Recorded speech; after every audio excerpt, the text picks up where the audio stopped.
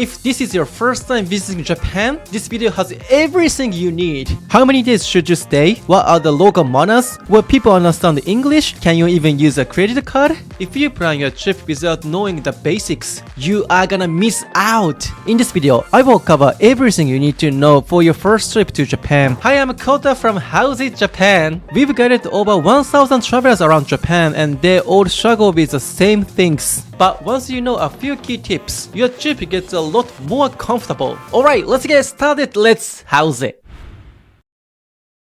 First, let's get the clear picture of what you can actually do here in Japan. Depending on where you go, you will have a completely different experience. In Tokyo, you can shop and eat your way through busy areas like Shibuya and Shinjuku. You can also experience the traditional side of Japan in Asakusa, where you will find the famous Sensoji Temple. And if you are into theme parks, Disneyland is right there too. In Osaka, the area around Umeda and Namba are perfect for street food and soaking up the lively atmosphere. Universal Studios Japan is also located there, so entertainment options are packed. Kyoto was once the capital of Japan. You can visit historic temples and shrines like Kinkakuji and Kiyomizu-dera and really feel the depths of Japanese traditional culture. In autumn, the fall foliage is absolutely stunning and the whole city looks like a painting. Japan also has incredible nature. Mount Fuji is the tallest mountain in Japan and Hakone is surrounded by beautiful scenery. Both are great places to slow down and relax. And of course, Japan is known for hot springs. Around Mount Fuji and Hakone, you can soak in an onsen while enjoying the view. It's a truly special experience. The city life, the history, and the nature. Japan lets you enjoy all three in one trip.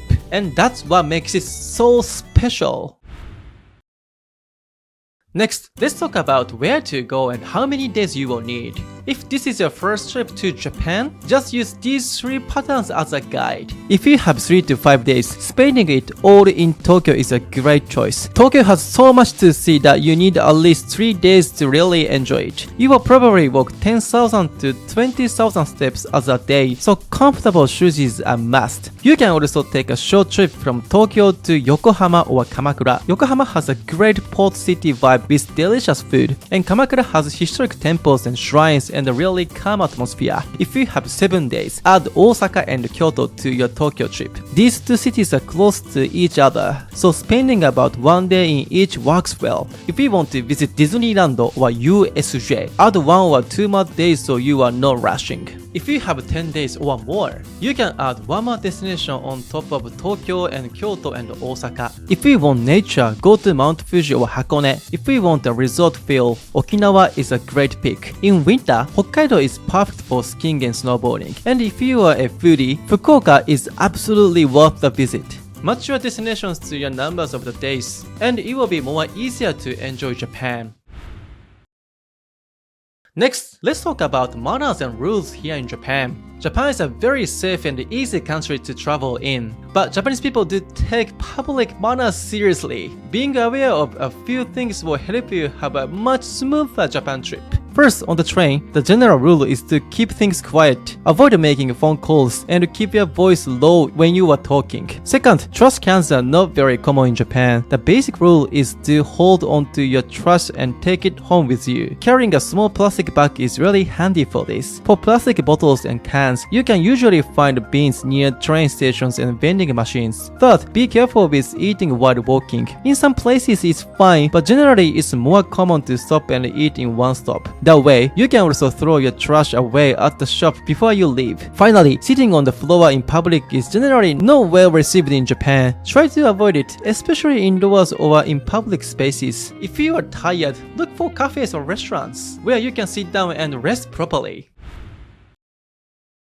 Next, let's talk about English in Japan. One of the biggest worries for the first timers is, will people understand me in English? The short answer is, if you are sticking to major cities or tourist areas like Tokyo or Kyoto, Osaka, you will be fine. Hotels, tourist spots, and train stations often have English support, so basic communication is usually not a problem. That said, most people aren't fluent in English, so if you need to explain something in more detail, translation apps like Google Translate or Pagago are a huge help. It also helps to learn just a few simple Japanese phrases before you go. Here are some good ones to start with. Everyday phrases: こんにちは Hello, ありがとうございます Thank you, Sumimasen. Excuse me. At the restaurant. これください. This one please. おすすめは何ですか? What do you need? お会計お願いします. Check please. You don't need to speak perfectly. Just knowing these few phrases will make a big difference. And Japanese people will appreciate the effort. If you want to learn basic Japanese phrases and words you will use on the trip, check out our Howzit Japanese. Link in the description.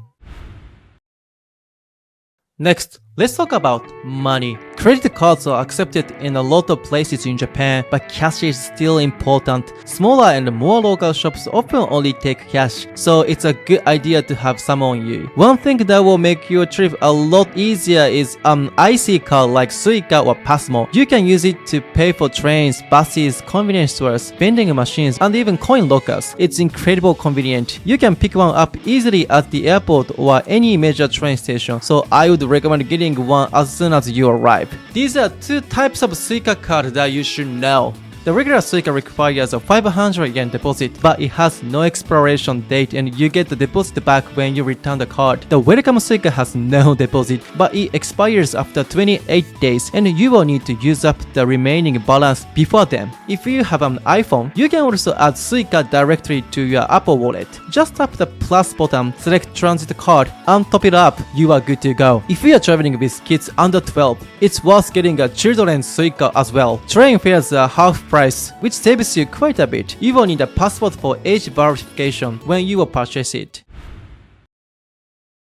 Now let's talk about internet access. Having internet on your phone is pretty essential when you travel in Japan. There is free Wi-Fi around the city, but it can be unreliable. So I would recommend sorting something out before you arrive.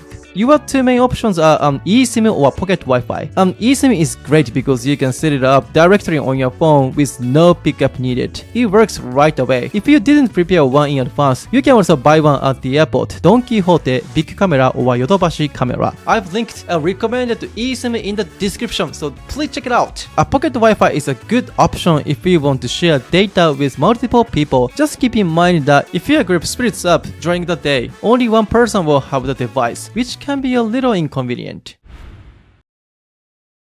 Next, let's talk about transportation. Japan's train network can look complicated at first, but it's actually pretty easy once you get the hang of it. Google Maps will basically do all the work for you. Just type in your destination and it will tell you which train to take, where to transfer, and how long it takes. All you have to do is to follow the steps. The main things to check are which line to take, which platform to go to, and which station to get off at or transfer at. It's also helpful to check which exits to use when you arrive. Since big stations can have a lot of them, just follow the signs and you will find the right one. Now, if you are planning to travel between cities, you will want to use a Shinkansen or bullet train. For tickets, the Smart EX or Klook apps are the easiest options. Both are paperless and let you go through the ticket gate with a QR code. You can check which trains to take and at what times on Google Maps. So use that to figure out your schedule first. Shinkansen seats come in 3 types. Non-reserved seats are the cheapest option, but if the train is full, you will have to stand. So I would generally recommend doing it with reserved seats instead. Green car seats are the most expensive, but they are very spacious and comfortable if you want to travel in style. If you are still worried about getting around Japan, or just want to make sure you see the best things without wasting time, check out Howzit Local Guide. Our experienced guides will build a plan just for you and make your Japan trip as smooth and enjoyable as possible. Whether it's your first time in Japan and you are not sure where to start, or you want to find spots that only locals know about, we've got you covered. Check the link in the description if you are interested.